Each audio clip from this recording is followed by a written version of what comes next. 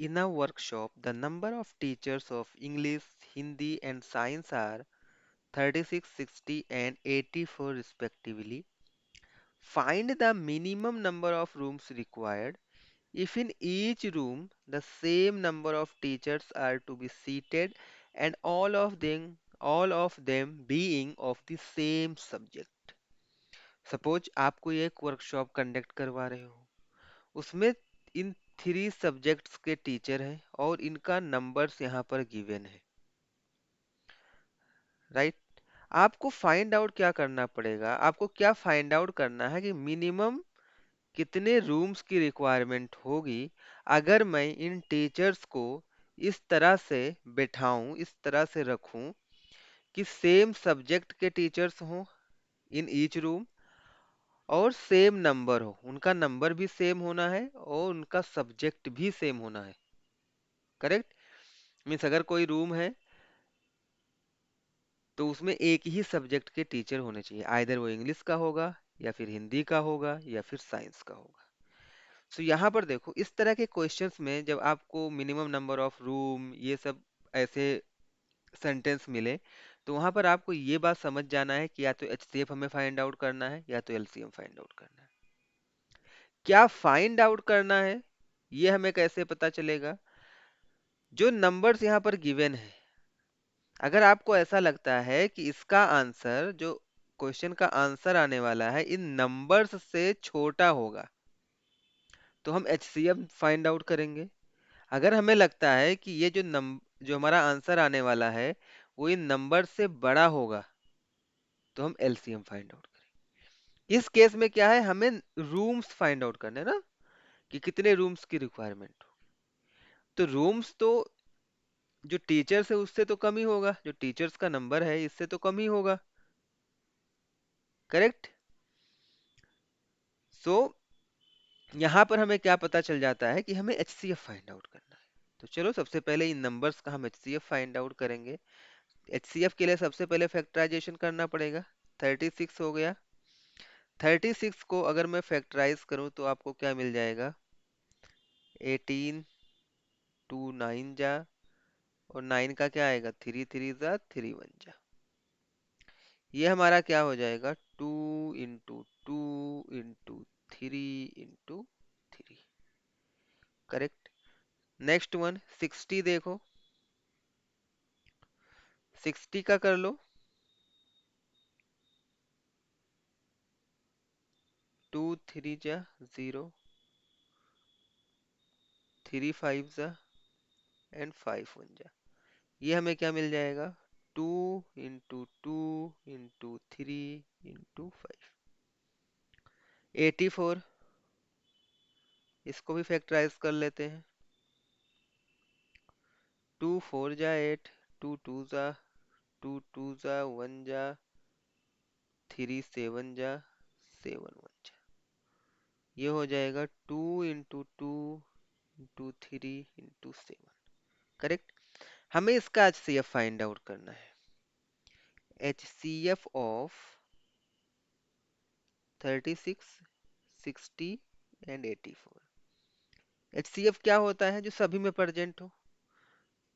2 2 2 2 2। Correct. तो यहाँ पर क्या आ जाएगा?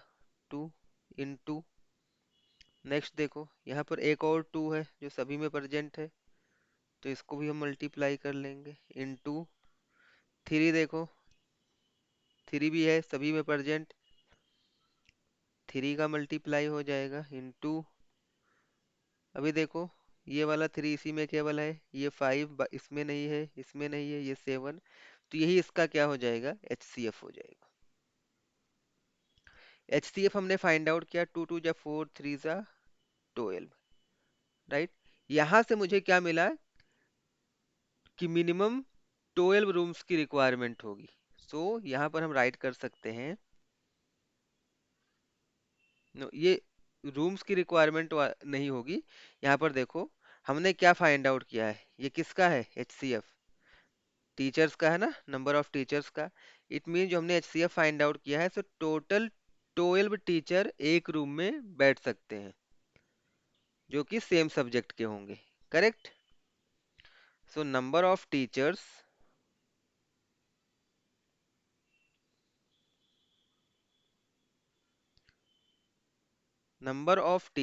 to be seated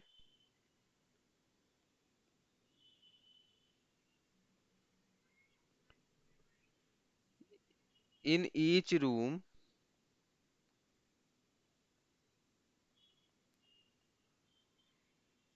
of same subject। कितने हैं? हमने 12 फाइंड आउट कर लिया। करेक्ट। अभी देखो, numbers of room required for English teacher, Hindi teacher and science teacher, right. तो यहाँ पर देखो हम लोग ये फाइंड आउट करेंगे।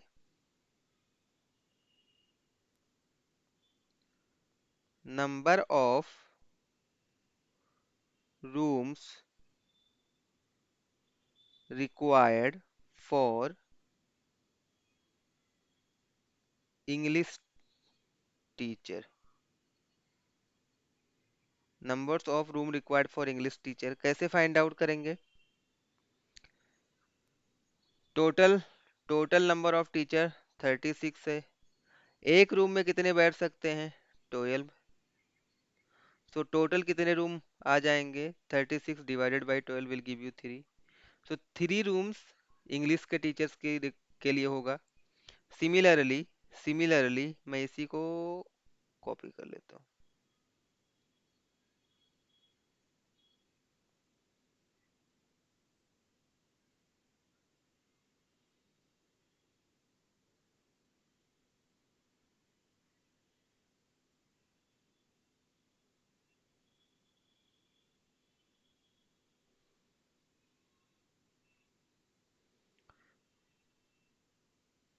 यहाँ पर देखो, यहाँ पर कौन सा सब्जेक्ट आ जाएगा? एक तो हमारा इंग्लिश था, दूसरा हमारा सब्जेक्ट क्या है? हिंदी। हिंदी के लिए कितने रूम्स की रिक्वायरमेंट होगी? हिंदी के टीचर्स कितने हैं? 60। एक रूम में 12 बैठ सकते हैं। 60 divided by 12 will give you 5। Number of rooms required for science teacher. Total science के 84 टीचर हैं। एक में 12 बैठ सकते हैं। 84 divided by 12 will give you 7। सो इसको मैं रब कर रहा हूँ, यहाँ से हटा रहा हूँ। सो यहाँ पर देखो, इंग्लिश के टीचर्स के लिए 3 रूम चाहिए, हिंदी के टीचर के लिए 5 रूम चाहिए, साइंस के टीचर के लिए 7 रूम चाहिए। तो टोटल कितने रूम्स होंगे? टोटल के लिए क्या करना पड़ेगा? सभी को ऐड कर दो। Therefore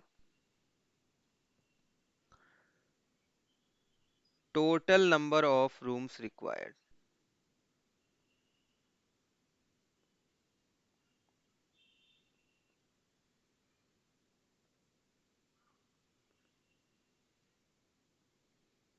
3 plus 5 plus 7, it is equal to 15. So minimum 15 rooms are required.